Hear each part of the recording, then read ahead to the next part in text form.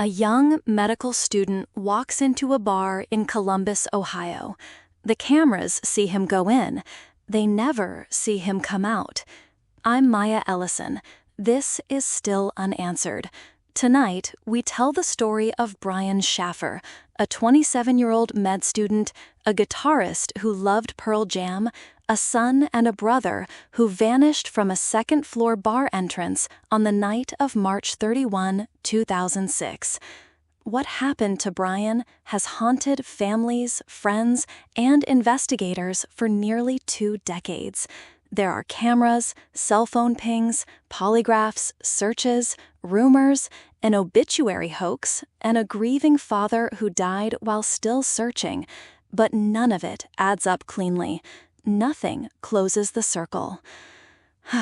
This episode, we walk the timeline, weigh the evidence, and, with the help of Dr. Caleb Rios, try to understand the human pressures that shape decisions in moments of crisis. We do this carefully. We do this with respect. We don't sensationalize.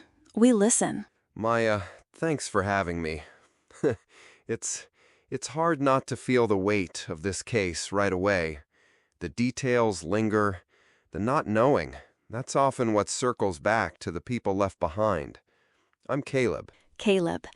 Before we go deeper, I want to name him. Brian Randall Schaffer. Born in Pickerington, Ohio, he was 27 when he disappeared.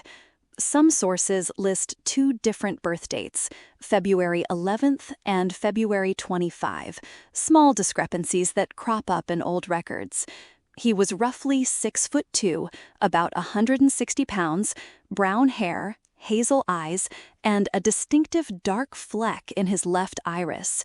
He had a Pearl Jam Alive stick figure tattoo on his upper right arm. That detail, a tattoo a friend could identify, becomes important later when we talk about sightings. But first, who was Brian, really? From what you've been sharing and what the record shows, Brian was a person of contrasts. Focused academically, he had a bachelor's in microbiology from Ohio State and was in his second year at OSU College of Medicine. And yet he had a softer, creative side. He played guitar, he loved live music, and the idea of a relaxed, tropical life. Anyone who studies identity in young adults will tell you, those dualities aren't unusual. People are pursuing professional identities while holding on to older, formative dreams. That tension can feel manageable until grief or stress magnifies it. Exactly. And the grief piece is crucial. Brian's mother, Renee, died of myelodysplastic syndrome, a form of blood cancer, in March 2006, just 3 weeks before he disappeared. Friends and family later said he seemed to be bearing it. He'd been pulling all-nighters for exams. He talked about an upcoming Miami trip he had planned with his girlfriend, Alexis Wagoner. They were second-year med students together. Friends said he might propose on that trip. So on the surface, plans, a girlfriend, a promising career, and yet a fresh loss. One that, as Caleb you can speak to, changes everything in subtle ways. It does. Bereavement, especially sudden or recent bereavement, can do several things. It can numb a person, making them appear fine to others even as they're unspooling inside. It can prompt reevaluation. Why am I on this path? Is this who I want to be? For someone like Brian, intense academic demands, a recent layer of grief, expectations from family, and a relationship, the internal load is high. It's not deterministic, though. It doesn't mean someone will act in a particular way. What it does mean is that small choices on a night out can have outsized consequences if a person is emotionally depleted. That's important to keep in mind as we walk the hours of March 31st into April 1. We'll be precise with timestamps where we can.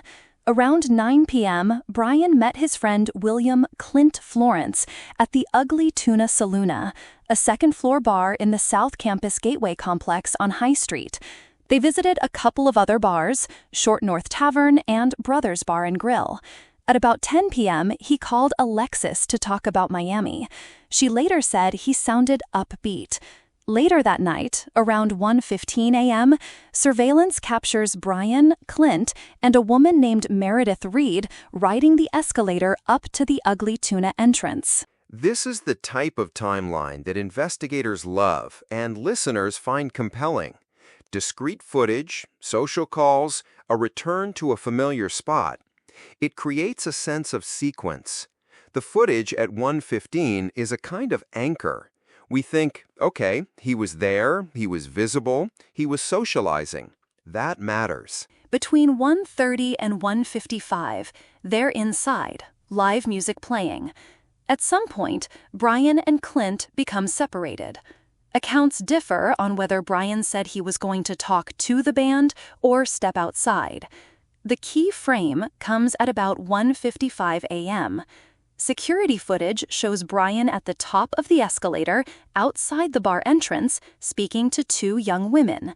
He says goodbye, turns toward the entrance, and then moves out of the camera's view. After that, nothing.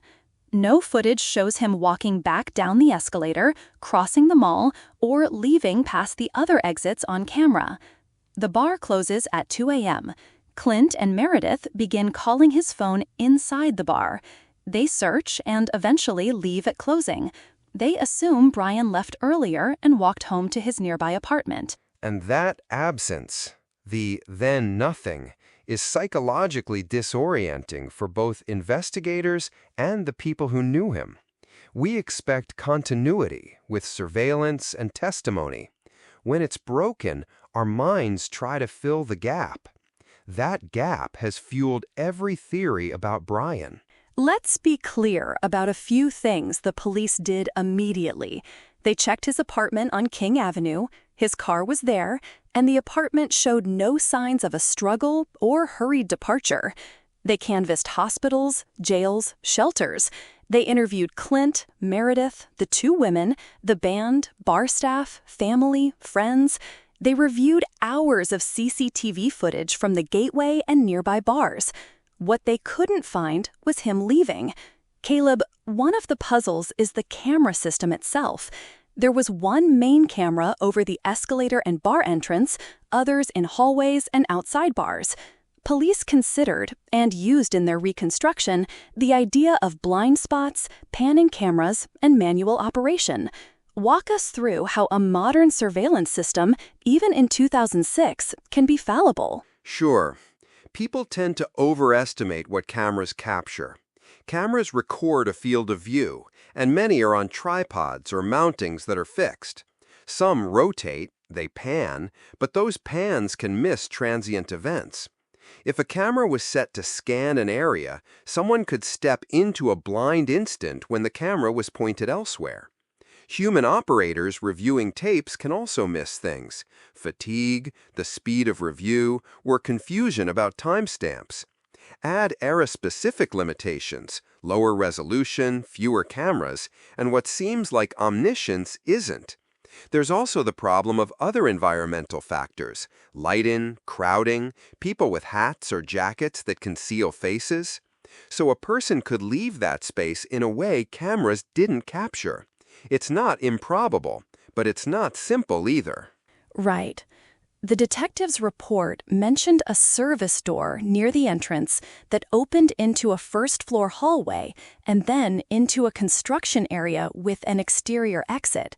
Investigators said an intoxicated person could theoretically stumble that way without clear footage capturing them. But this is where the search details become important. The building and surrounding construction area were searched extensively. Cadaver dogs were used. Dumpsters, trash compactors, and sewers were checked. Volunteers and family members even searched riverbanks, including the Olentangy River. Nothing. Caleb, how does the thoroughness of a search and the failure to find remains change our assessment of an accidental death versus foul play or voluntary disappearance? When searches turn up nothing, it complicates interpretation. For accidental death in a localized area, for example, someone falling into an unnoticed hole, we'd expect either 1. A body to have been found in subsequent construction, or 2. Some evidence, like blood, clothing, a phone. The absence of those reduces the probability of a localized accidental death, though it doesn't eliminate it. For foul play, the absence of remains might suggest the body was removed, transported, or otherwise concealed, which implies intent and resources. For voluntary disappearance, you'd look for financial activity or communication trails that signal planning. When none of those are present, we're left with an ambiguity. Multiple theories, all plausible in parts, all flawed in others. That ambiguity is psychologically painful for families and investigators. And it becomes a public puzzle, too. A key point that keeps coming up in online discussions is Clint Florence's refusal to take a polygraph, which he reportedly did on advice of counsel. He later moved out of state and limited cooperation. That refusal has generated a lot of suspicion. Caleb, as a psychologist, how should we think about refusals like this? Is refusing a polygraph equal to guilt? No, refusal to take a polygraph is not evidence of guilt. Polygraphs are, at best, a tool that measure physiological arousal, heart rate, sweating, which can be triggered by many things: anxiety, fear, anger, shame. They're not admissible in many courts because they can mislead. From a human perspective, refusing a polygraph can be a rational legal decision. An attorney will typically advise someone not to submit to a test that could be misinterpreted. But from a community perspective, refusal looks like secrecy. People interpret it narratively. Why won't he clear himself? That mismatch between legal prudence and public expectation fuels suspicion, especially on internet forums. It's important to separate emotional reactions from evidentiary weight. The police did say they had no physical evidence implicating Clint. Which brings us to the phone records and that strange ringing in September 2006. Months after Brian vanished, his girlfriend Alexis called his cell phone in September. She said it rang 3 times before going to voicemail. She later said, and I'm paraphrasing, that hearing it ring gave her hope. But the carrier, singular, indicated that could have been a network glitch. There was also a reported ping of his phone to a cell tower in Hilliard, about 14 miles northwest of Columbus. That ping has fueled speculation that either the phone or Brian left the city. Caleb, can we read too much into a single ping like that? Single pings are thin evidence. A cell tower ping gives a general area, not a precise location. Phones can connect to a tower for many reasons: movement, network handoffs, even someone borrowing the phone. If a phone was taken and thrown away, the battery could still be alive later, briefly connecting. In 2006, network data was noisier than today, so the Hilliard ping is intriguing but not conclusive. The emotional effect of Alexis hearing the phone ring, that sounds like an important human detail. For her, it was a signal, almost like a small miracle. But we must be cautious in converting emotional meaning into factual claim. Precise and humane. Let's walk through the main theories people hold about Brian's disappearance. We'll present each one, weigh the support and the problems. First, accident inside the bar or construction area. Brian traverses the service door, falls or becomes trapped in a construction void, and his remains weren't found. On the plus side, he was intoxicated that night, construction zones are hazardous, and such an accident could happen quickly. On the minus side, exhaustive searches, cadaver dogs, and years of building work haven't revealed a body. Caleb? Accident remains possible, but less likely given what's been searched. Human error, infrastructure gaps, and the chaos of a late night combined could allow an accident. But the counterfactual, the building's continued use and renovations without discovery, lowers the probability. It's not impossible. It's plausible in the early hours, less plausible in the long term. Second, foul play inside the bar, perhaps involving someone he knew, a violent confrontation, or someone lured him away and harmed him.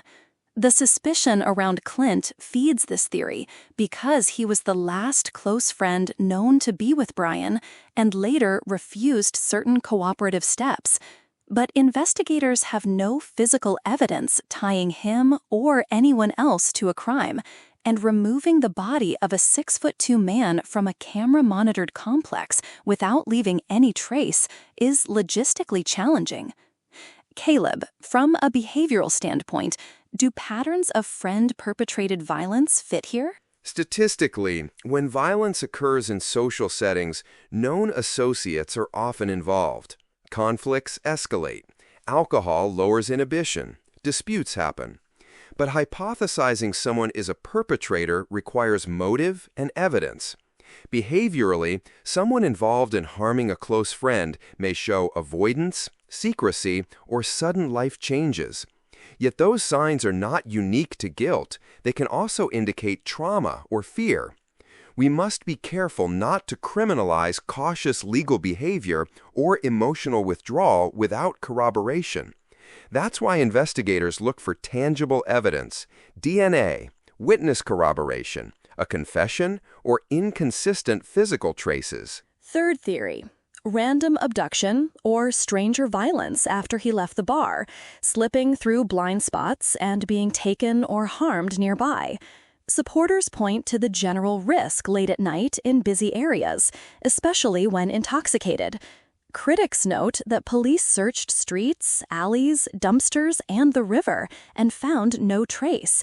Plus, there were multiple cameras in nearby bars that did not capture him walking away. Caleb? Random violence is always a risk at night, and it's a scenario that terrifies families. But again, the lack of physical evidence, no blood, no witness of a struggle, no later discovered remains, makes it less convincing. It's possible, but the absence of a corpus delicti after searches diminishes its likelihood. That said, absence of evidence is not evidence of absence, and people sometimes are victimized and removed quickly with little trace. We must maintain a probabilistic stance. Fourth theory: voluntary disappearance. Some investigators, including a lead detective who later said he considered it entirely possible, have wondered if Brian chose to walk away. The arguments: stacked stressors, mom's death, med school pressure, identity conflict, and his love for music and tropical dreams might lead someone to choose a different life.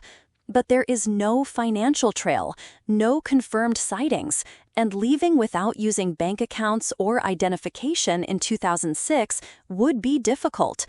Caleb, how do you weigh the internal logic of voluntary disappearance? A voluntary disappearance is psychologically plausible in the sense that people do make abrupt, radical choices to escape perceived, unbearable circumstances. Especially when someone is grieving, the future may feel intolerable. But practicalities matter. In 2006, leaving without trace required more planning: cash, alternate IDs, or help from someone. The lack of financial activity, no known purchases, and no credible sightings in nearly 2 decades make the voluntary scenario less likely, but not impossible. There's also the moral dimension. A person who voluntarily disappears leaves family with profound hurt, and many people can't imagine their loved one causing that pain intentionally. That emotional resistance can bias family members against accepting the theory, even if probabilities suggest it. Fifth, the smiley face theory. That's a controversial fringe claim that suggests a string of college-aged men found in waterways were victims of a serial network, with smiley face graffiti near dump sites. Brian has been discussed in that thread because he fits a demographic pattern and disappeared after a night out near a river. Columbus police and the FBI reviewed the idea and rejected a direct link. Caleb? The smiley face theory shows how pattern seeking can escalate online. People look for similarity in age, behavior, and location. Then they project a common cause. But law enforcement, when they find different causes of death and no concrete linkage, tends to resist a sweeping, conspiratorial frame. For families, the theory can offer a narrative that assigns blame to an external, monstrous force, and that can be emotionally appealing because it relieves suspicion from those close to victims. But we must ground ourselves in what the evidence can support. Sixth, suicide. It's been discussed less publicly because those who knew Brian, family, Alexis, say he showed no overt suicidal ideation. Detectives have also said that in their experience, most people who intend to kill themselves often leave signs or choose methods and locations where they expect to be found. The exhaustive searches again count against a local suicide. Caleb, can grief and suicidal risk present without overt signs? Yes, they can. Suicide risk can hide behind stoicism and planning. People sometimes mask intent while making arrangements. But again, the empirical problem is absence of a body or physical traces in this context. Suicide can't be ruled out purely on lack of evidence, but it ranks lower in probability for reasons we've discussed. Still, it's vital to acknowledge it's part of the hypothesis space. We've walked through the possible outcomes, and each one has holes. That's why the case has this locked room quality. Cameras that seem omniscient, but are fallible. Exhaustive searches that find nothing. A father who dies while still searching. An obituary hoax that offered a cruel, false hope. Caleb, for listeners who have followed true crime online, there's often a temptation to point at one narrative and hold fast. What would you say to someone now tempted to settle on one explanation? I would say, hold complexity. Our brains want a tidy answer. It's comforting. Yet cases like this ask us to live with uncertainty and to keep our judgments tentative.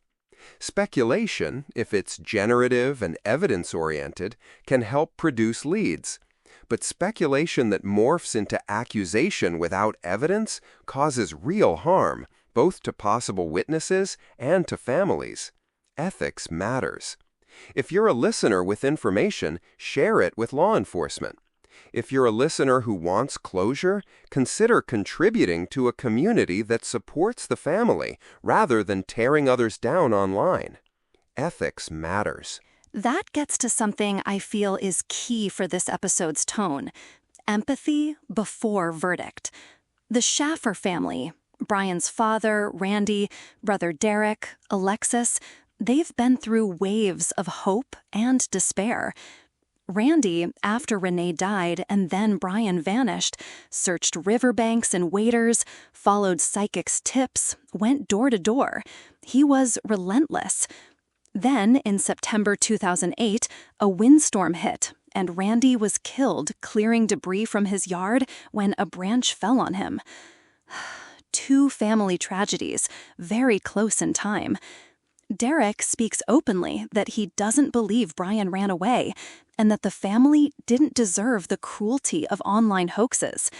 That obituary message to Randy, "To Dad, love Brian, U.S. Virgin Islands," was traced to a public computer and deemed a hoax. Those are the human consequences people sometimes gloss over when they get caught up in the mystery. The family didn't just lose a son. They endured public speculation and harassment. That compounds grief.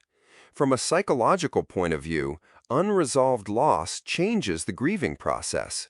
It arrests the normal arc of mourning because there are unanswered questions.